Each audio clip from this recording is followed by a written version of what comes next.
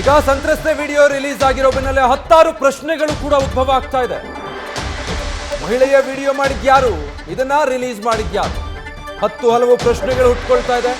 ಮಹಿಳೆಯನ್ನ ವಶಕ್ಕೆ ಪಡೆಯೋ ಮೊದಲೇ ಮಾಡಲಾಗಿದ್ದ ವಿಡಿಯೋನ ಇದು. ಅಂದು ಮಹಿಳೆಯನ್ನ ಎಲ್ಲಿ ಇರಿಸಿ ವಿಡಿಯೋ ಮಾಡಲಾಗಿತ್ತು? ಹಾಗಿದ್ರೆ ಈ ವಿಡಿಯೋ ಮಾಡಿದವರು ಯಾರು, ಯಾವಾಗ ಈ ವಿಡಿಯೋ ಮಾಡಿಕೊಳ್ಳಲಾಗಿದೆ? ಮಹಿಳೆ ವಿಡಿಯೋ ರೆಕಾರ್ಡ್ ಆಗಿದ್ದಂತಹ ಮೊಬೈಲ್ ಯಾವುದು?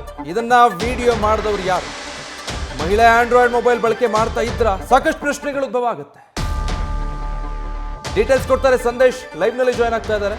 ಸಂದೇಶ್, ಈಗ ಮಹಿಳೆಯ ಈ ವಿಡಿಯೋ ಹೇಳಿಕೆ, SIT ಅಧಿಕಾರಿಗಳ ಮುಂದಿನ ಹೇಳಿಕೆ, ಇದಕ್ಕೆ ಸಂಬಂಧಪಟ್ಟಂತಹ ಕಾನ್ಸ್ಪಿರಸಿ ಬಗ್ಗೆ ನೀವು ಹೇಳ್ತಾ ಇದ್ರಿ. ಬಟ್ ಇನ್ನು ಸಾಕಷ್ಟು ಪ್ರಶ್ನೆಗಳು ಉದ್ಭವ ಆಗುತ್ತೆ. ಇದು ಯಾವಾಗ ಮಾಡಿರೋ ವಿಡಿಯೋ, ಯಾರು ಈ ವಿಡಿಯೋ ಮಾಡ್ಕೊಂಡ್ರು, ಇದು ಯಾವಾಗಿನ ವಿಡಿಯೋ ಇವಾಗ ರಿಲೀಸ್ ಆಗ್ತಾ ಇದೆ ಅನ್ನುವಂಥ ಪ್ರಶ್ನೆಗಳು.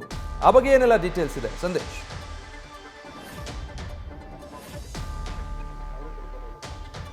ವಿಜಯ್, ಇಲ್ಲಿ ಪ್ರಮುಖವಾಗಿರುವಂತಹ ವಿಚಾರ ಅಂದ್ರೆ ಇಲ್ಲಿ 2 ವಿಚಾರಗಳಿದೆ. ಅಂದ್ರೆ ಒಂದು, ಆ ವಿಡಿಯೋ ಮಾಡುವಂತ ಸಂದರ್ಭದಲ್ಲಿ ಆ ಸಂತ್ರಸ್ತ ಮಹಿಳೆ ಒಂದು ವೇಳೆ ಅಪಹರಣ ಆಗಿದ್ರೆ ಹೇಗೆ ಆಕೆ ವಿಡಿಯೋ ಮಾಡಿದ್ರು? ಅಂದ್ರೆ ಆಂಡ್ರಾಯ್ಡ್ ಮೊಬೈಲ್ ಇತ್ತು ಅಂತ ನೀವು ಹೇಳಿದಾಗ, ಈಗ ಆಂಡ್ರಾಯ್ಡ್ ಮೊಬೈಲ್ ಆಕೆ ಹತ್ರ ಇತ್ತಾ, ಅಥವಾ ಆಕೆ ಸ್ಟೇಟ್ಮೆಂಟ್ ಕೊಡುವಂತ ಸಂದರ್ಭದಲ್ಲಿ ಬಲವಂತವಾಗಿ ಯಾರಾದ್ರೂ ಈ ರೀತಿಯ ಹೇಳಿಕೆಯನ್ನ ಕೊಡಿಸಿದ್ರ?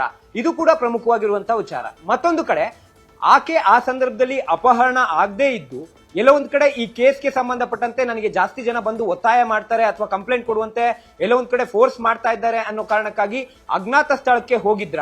ಈ 2 ಅನುಮಾನಗಳು ಕೂಡ ವ್ಯಕ್ತವಾಗ್ತಾ ಇದೆ. ಸಪೋಸ್ ಏನಾದ್ರೂ ಒಂದು ವೇಳೆ ಬಾಬಣ್ಣ ಅನ್ನೋರ ಹೆಸರೇನ್ ಕೇಳಿ ಬರ್ತಾ ಇದೆ, ಅವರು ಕರ್ಕೊಂಡು ಹೋಗಿದ್ರು ಕೂಡ ಅವರು ನನ್ನನ್ನ ಸೇಫ್ಟಿಗೋಸ್ಕರ ಕರ್ಕೊಂಡು ಹೋದ್ರು ಅಂತ ಆಕೆ ಹೇಳಿಕೆ ಕೊಟ್ರೆ ಆಗ ನಿಜಕ್ಕೂ ಕೂಡ ಒಂದ್ ರೀತಿಯ ಈ ಪ್ರಕರಣಕ್ಕೆ, ಓವರ್ ಆಲ್ ಪ್ರಕರಣಕ್ಕೆ ಟ್ವಿಸ್ಟ್ ಸಿಗುತ್ತೆ. ಜೊತೆಗೆ ಇಲ್ಲಿ ಪ್ರಮುಖವಾಗಿರುವಂತದ್ದು 2 ಅನುಮಾನ ಇದೆ. ಒಂದು, ಬಲವಂತವಾಗಿ ಸ್ಟೇಟ್ಮೆಂಟ್ ಕೊಡಿಸ್ತ್ರ. ಮತ್ತೊಂದು ಕಡೆ SIT ಅಧಿಕಾರಿಗಳು ನಾವು ರಕ್ಷಣೆ ಮಾಡಿದ್ವಿ, ಜೊತೆಗೆ ಆಕೆ ಹೇಳಿಕೆಯನ್ನ ಪಡ್ಕೊಂಡ್ವಿ ಅಂತ ಏನು ಹೇಳ್ತಾ ಇದ್ದಾರೆ, ಅಲ್ಲಿ ಏನಾದ್ರೂ ಬಲವಂತವಾಗಿ ಹೇಳಿಕೆಯನ್ನ ಪಡೆದ್ರ? ಅಂದ್ರೆ ಇಲ್ಲಿ SIT ಅಧಿಕಾರಿಗಳ ನಡೆ ಮೇಲೆ ಸಾಕಷ್ಟು ಅನುಮಾನ ಮೂಡಿಸ್ತಾ ಇದೆ. ಹಾಗಾಗಿ ಈ ವಿಡಿಯೋಸ್ ಗಳಿಗೆ ಸಂಬಂಧಪಟ್ಟಂತೆ ಯಾರ ಮುಖಾಂತರವಾಗಿ ಇನ್ವೆಸ್ಟಿಗೇಷನ್ ಮಾಡಿಸ್ತಾರೆ?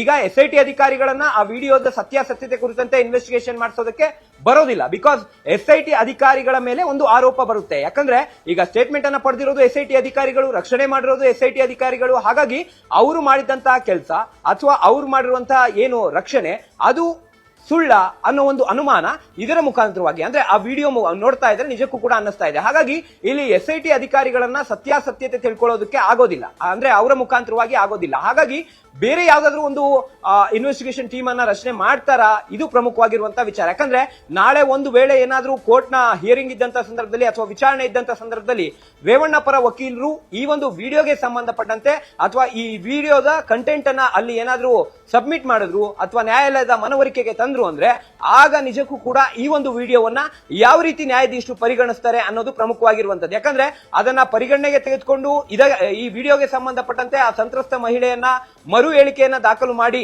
ನ್ಯಾಯಾಧೀಶರ ಮುಂದೆ ಅಂತಾದ್ರೂ ಹೇಳ್ಬೋದು, ಅಥವಾ ಅದಕ್ಕೆ ಇನ್ವೆಸ್ಟಿಗೇಷನ್ ಟೀಮ್ ಅನ್ನ ರಚನೆ ಮಾಡಬೇಕಾಗುತ್ತೆ. ಯಾಕಂದ್ರೆ SIT ಅಧಿಕಾರಿಗಳು ಇದರಲ್ಲಿ ಪ್ರಮುಖವಾಗಿ ಅವರ ಮೇಲೆ ಆರೋಪ ಬಂದಿರೋದ್ರಿಂದ ಬೇರೆ ಒಂದು ಟೀಮ್ ಅನ್ನ ರಚನೆ ಮಾಡಿ ಇಲ್ಲಿ ಇನ್ವೆಸ್ಟಿಗೇಷನ್ ಮಾಡಿಸಬೇಕಾಗುತ್ತೆ. ಯಾಕಂದ್ರೆ ಆಕೆ ಕ್ಲಿಯರ್ ಕಟ್ ಆಗಿ ಹೇಳಿದ್ದಾರೆ, ನಾನು ಕೂಲಿ ಮಾಡ್ಕೊಂಡು ಜೀವನ ಮಾಡ್ತಾ ಇದ್ದೀನಿ, ನನಗೆ ತೊಂದರೆ ಕೊಡಬೇಡಿ, ನಾನು ಅಪಹರಣ ಆಗಿಲ್ಲ, ನಾನು ಇಷ್ಟಪಟ್ಟೆ ಬೇರೆ ಕಡೆ ಎಲ್ಲೋ ಹೋಗಿದ್ದೀನಿ, 4 ದಿನ ಮತ್ತೆ ವಾಪಸ್ ಬರ್ತೀನಿ ಅಂತ ಹೇಳಿದ್ದಾರೆ. ಹಾಗಾಗಿ ಇಲ್ಲಿ ಆ ವಿಡಿಯೋ ಫೇಕ್, ಅಂದ್ರೆ ಆ ವಿಡಿಯೋದಲ್ಲಿರುವಂತಹ ಕಂಟೆಂಟ್ ಏನ್ ಹೇಳಿದ್ದಾರೆ ಅದು ನಿಜಕ್ಕೂ ಕೂಡ ಫೋರ್ಸ್ಫುಲಿ ಹೇಳಿಸಿದ್ರ ಅಥವಾ ಸ್ಟೇಟ್ಮೆಂಟ್ ಅನ್ನ ಕೊಡುವಂತ ಸಂದರ್ಭದಲ್ಲಿ ಫೋರ್ಸ್ಫುಲಿ ಸ್ಟೇಟ್ಮೆಂಟ್ ಅನ್ನ ತೆಗೆದುಕೊಂಡ್ರ? ಇಲ್ಲಿ 2 ಕಾನ್ಫ್ಲಿಕ್ಟ್ ಗಳಿದೆ. ಈ 2 ಕಾನ್ಫ್ಲಿಕ್ಟ್ ಗಳಲ್ಲಿ ಯಾವುದು ನಿಜ? ಆಕೆ ಏನಾದ್ರೂ ನಿಜಕ್ಕೂ ಕೂಡ ಅಪಹರಣ ಆಗಿದ್ರು ಅನ್ನೋದೇ ನಿಜನಾ, ಅಥವಾ ಆಕೆಯ ಹೇಳಿಕೆಯಂತೆ ಆಕೆಯ ಹೇಳಿಕೆಯ ಬಳಿಕ ಒತ್ತಾಯ ಪೂರ್ವಕವಾಗಿ ಅಥವಾ ಬಲವಂತವಾಗಿ ಹೇಳಿಕೆಯನ್ನ ಪಡೆದ್ರ? ಈ 2 ಅನುಮಾನಗಳು ಕೂಡ ಈಗ ಸದ್ಯ ವ್ಯಕ್ತವಾಗ್ತಾ ಇರುವಂತದ್ದು. ಓವರ್ ಆಲ್ ಆ ಒಂದು ಅಪಹರಣ ಪ್ರಕರಣ ಏನಿದೆ, ಆ ಪ್ರಕರಣಕ್ಕೆ ಈ ವಿಡಿಯೋ ಏನಿದೆ ಇದು ಬಿಗ್ ಟ್ವಿಸ್ಟ್ ಅಂತಾನೆ ಹೇಳ್ಬೋದು. ಯಾಕಂದ್ರೆ ಆ ಪ್ರಕರಣವೇ ಸುಳ್ಳು ಅನ್ನೋ ರೀತಿಯಲ್ಲಿ ಈಗ ಆಕೆಯ ಒಂದು ವಿಡಿಯೋ ಕೂಡ, ಆ ವಿಡಿಯೋದಲ್ಲಿರುವಂತಹ ಕಂಟೆಂಟ್ ಕಾಣಿಸ್ತಾ ಇರುವಂತದ್ದು. ಹಾಗಾಗಿ ಇಲ್ಲಿ ಪ್ರಮುಖವಾಗಿರುವಂತದ್ದು ಈ ವಿಡಿಯೋ ಆಧಾರದ ಮೇಲೆ ಮುಂದಿನ ಹಂತದ ತನಿಖೆ ಅಥವಾ ಆ ಒಂದು ವಿಡಿಯೋದ ಸತ್ಯಾಸತ್ಯತೆಯನ್ನ ಅರಿಯೋದಕ್ಕೆ ಅಥವಾ ಇನ್ವೆಸ್ಟಿಗೇಷನ್ ಮಾಡೋದಕ್ಕೆ ಯಾವ ರೀತಿಯ ಕ್ರಮವನ್ನ ತೆಗೆದುಕೊಳ್ತಾರೆ ಅನ್ನೋದು ಪ್ರಮುಖವಾಗಿರುವಂತಹ ವಿಚಾರ. ವಿಜಯ್, ನ್ಯೂಸ್ ಫಸ್ಟ್ ನಿರ್ಭೀತಿಯಿಂದ ನಿಮ್ಮ ಪರವಾಗಿ.